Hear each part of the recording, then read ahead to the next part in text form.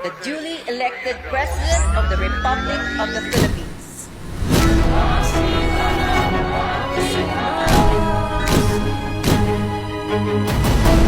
And to Mr. President to express again your power as a people. Proclaim martial law of the Philippines. You disperse the crowd without shooting.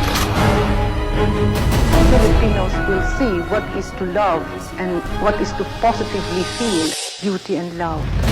Therefore, it's nothing more than democracy. I am going back to the Philippines, so be it.